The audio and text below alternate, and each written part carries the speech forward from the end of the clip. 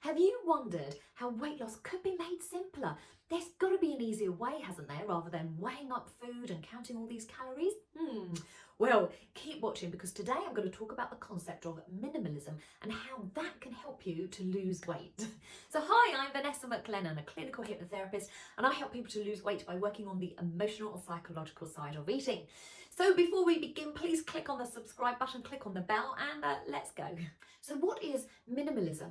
Well, it's a concept where you cut everything out of your life that you no longer need or doesn't serve you purpose or no longer brings joy to you. It's not important to you. So recently I watched a film on Netflix about the minimalists and it made so much sense to me. So they were saying that we often work at these jobs that we hate, they're like soul crushing, but we do it to get money, and that money then allows us to buy stuff. And it's stuff that, as I say, we don't, need, or it's no longer serving us a purpose, or it brings us, happiness for a moment, but then it gets stored in a cupboard and we don't notice it. And we also then go to work to buy houses that are big, so we can fill it then with lots of stuff. And what we're doing is just keeping up with the Joneses.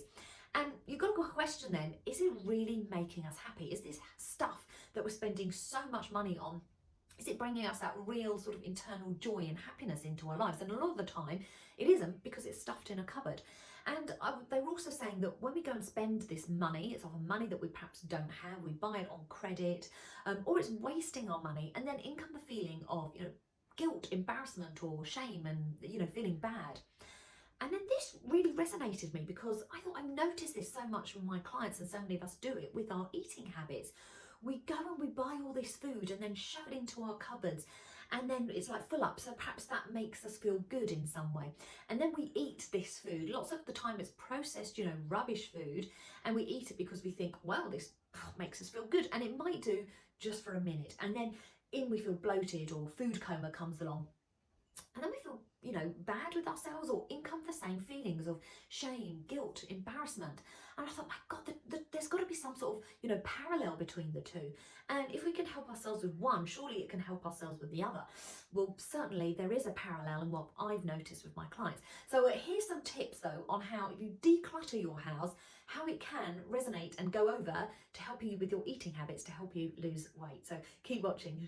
Step one is declutter your house, but compartment by compartment. So start with your clothes and then go with your toiletries and go from there. And if you need inspiration, look at Netflix and look at Marie Kondo. She's like, sparks joy. She makes it so motivating.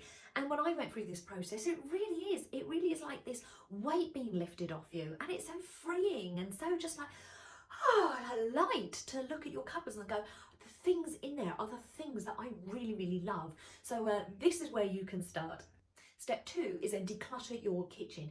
So you have got to, clear everything out of your cupboard. So this is the Marie Kondo style, which I love because it makes so much sense. So she recommends you clear everything out of your cupboards, you put it in the middle of your kitchen or, in one space, and then you look at all the items and you literally get rid of anything that she, in her words, do not spark joy.